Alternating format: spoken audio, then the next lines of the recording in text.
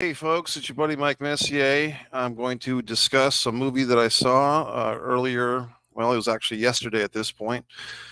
This was Thursday evening. I had a really nice seat for Ghostbusters Frozen Empire, is the subtitle.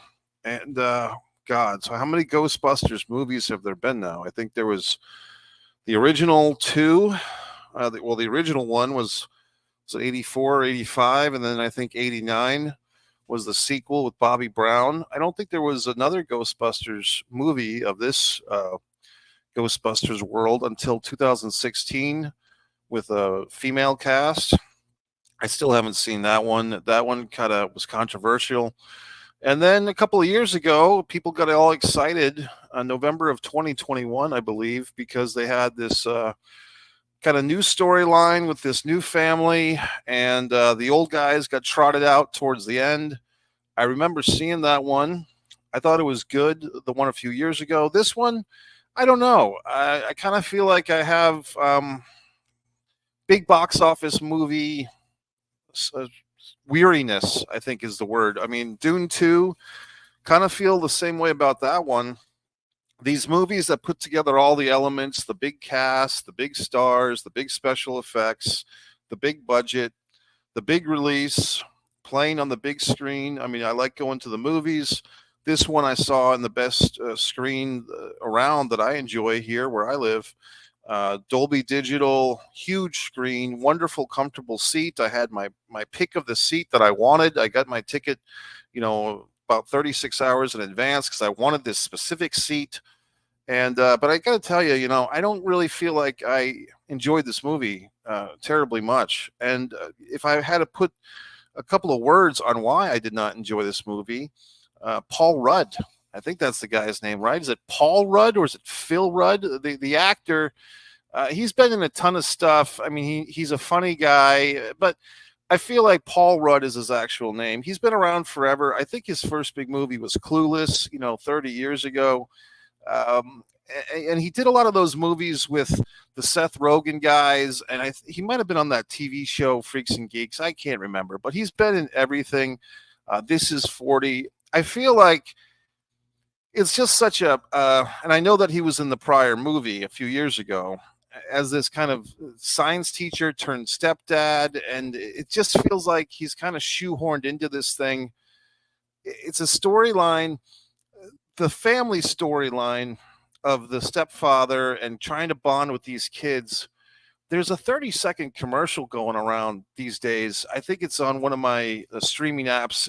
Maybe it's Max or Amazon, but I always see this 30-second commercial where this like 8 or 9 year old girl is being introduced to the guy that's basically going to be her stepfather. And she keeps calling him by his first name, like it's John or Dave or John. And then when we see the little girl get older and she becomes a fully mature woman, and then on her wedding day, she's in her wedding dress and she's about to say, thanks, John, to the stepfather. And then she says, thanks, Dad. And it actually is a really effective commercial because it kind of shows this step parent relationship growing in 30 seconds. And this fucking Ghostbusters movie tries to shoehorn that storyline into this over 2 movies, and I'm just not buying it. I just don't care. The other thing with that character, and I guess she's the central character, Phoebe. I mean, I don't know if other people are talking about this, but was this some type of attempt at a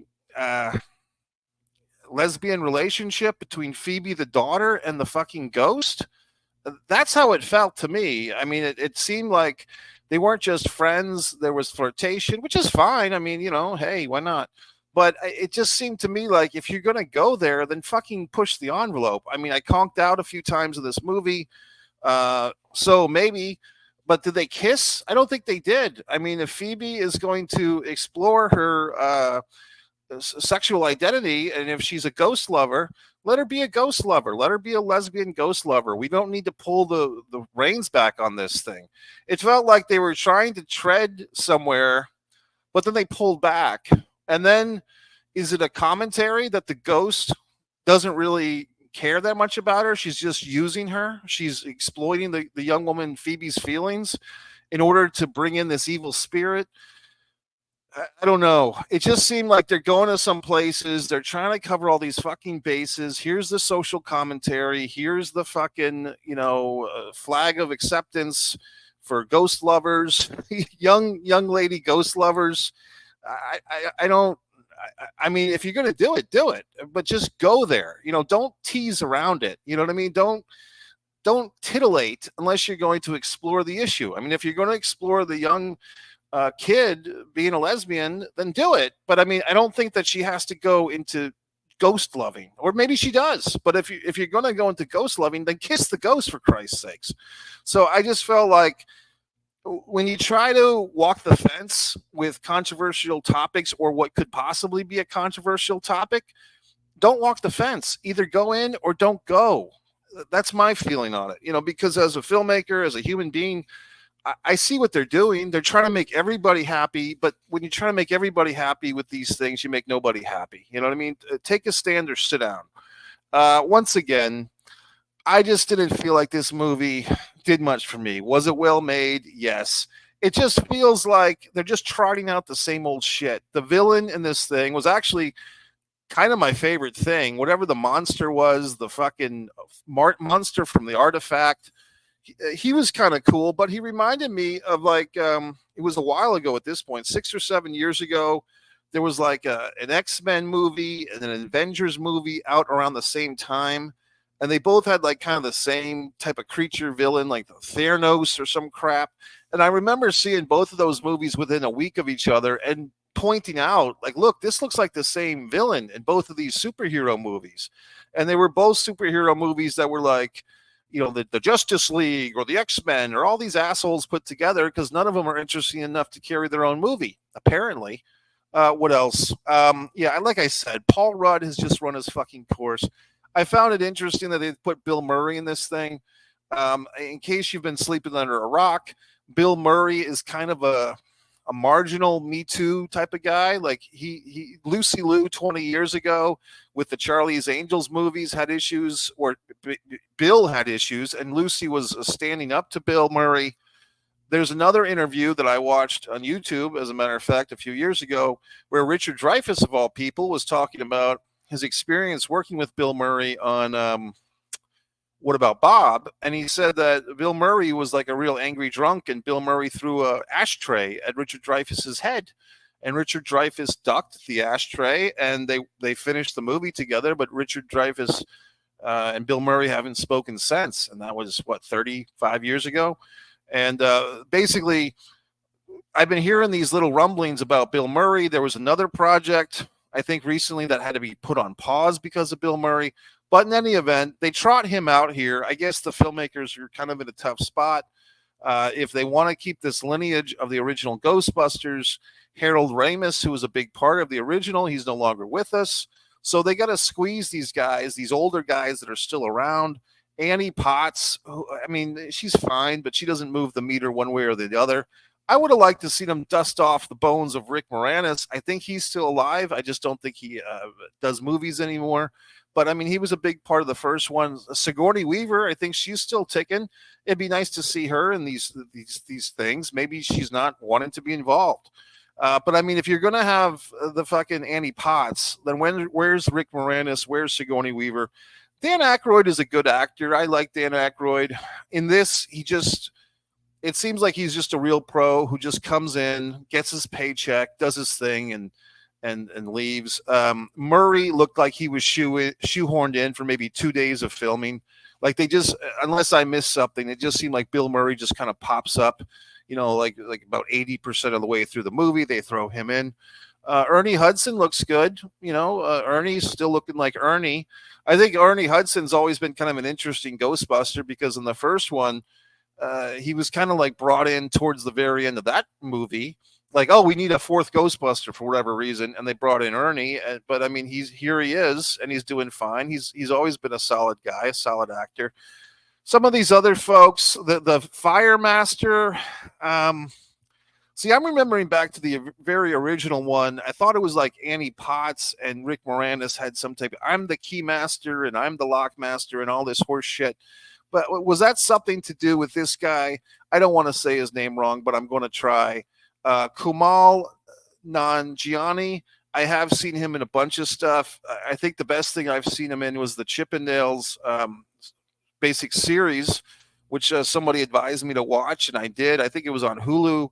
Really strong performance in there. I think this guy, and I guess he was in the Big Sick. That was like a movie that I saw at the time, which I really enjoyed that movie at the time too. I think this guy though is much better as a dramatic actor. I mean, I know that he's done comedy like the Big Sick, but I don't find him to be terribly funny. And I find when he's funny, it's like a dramatic funny. It's not being the fire master. He's not a slapstick guy. And he also kind of has a weird kind of physical vibe because it's obvious he's doing some type of human growth hormone or some such thing. He's much bigger than he looks like his frame. And he's just kind of an odd shaped dude because it looks like he's got the Barry Bonds effect, or the Mark McGuire effect. He's on some juice. So he's kind of an interesting guy. Who else was in this thing? I don't know. The other kid, I mean, the whole Spengler family. Are we supposed to care about this family? I mean, are we supposed to care about the mom and the fucking kids and Paul Rudd? I don't care. I mean, it doesn't interest me that you've got this family with this stepfather who's trying to get acceptance from the teenage kids. And I used to be your stepfather, but now I'm your dad. Well, who cares? Who gives a shit? Like I said, that 30-second commercial encapsulates that whole thing better than these movies. But yeah, Paul Rudd, I'm sick of him. He bores me. He's just the affable everyman fuck that we've seen and we're sick of. At least I'm sick of him. So I don't know what to tell you. I did zonk out. One thing that kind of pissed me off is that typically around here, the movies, there's like 20 minutes of fucking previews and commercials and Nicole Kidman and all this horse shit before the movie starts. Well, blessed be to me. I got into the theater 23 minutes late, which is really not my style. I like being there. I like coming in like halfway through the previews. That's kind of my like sweet spot, like coming in during the previews. No one has stolen my seat. But tonight I did get there and the movie was already started. I don't think that I missed something so vital and important because they were already kind of doing the bullshit, like the warm up, which I did like about this movie. They did what I call the moment before. Not just I call it, but people call it that. Like the moment before everything goes nuts. That was kind of dragging on, and I thought it was, a good moment before, and so on and so forth. I'm trying to think if there's anything else I can complain about this movie. I did like the monster at the end, but he did feel very similar to other monsters that I've seen. Like I said, the Theranos guy. How come all these monsters have like really ripped upper bodies? Like they're all these weird beings from another universe, yet they have big biceps and like a nice V shape at the top. I mean, why do they have arms? If they're really from some other universe, why do they have arms and fingers and eyes? Why don't they just look like some weird, like a head of broccoli or something? You know what I mean?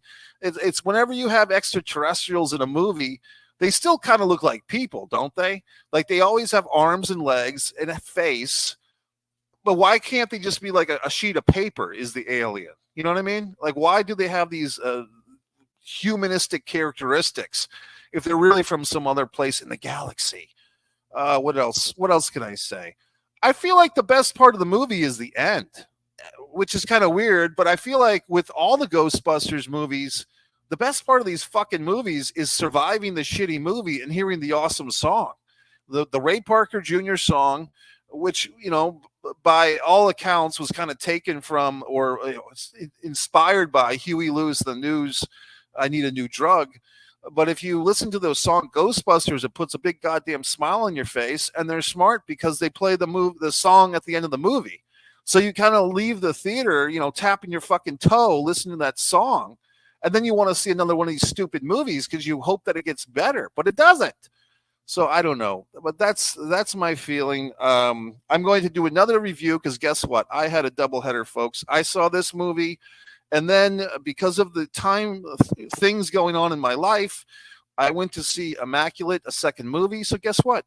Stand by, because in about a minute, I'm going to have another review. I hope that my audio is fine. I hope you can hear me and I'm not just screaming like an asshole for no reason.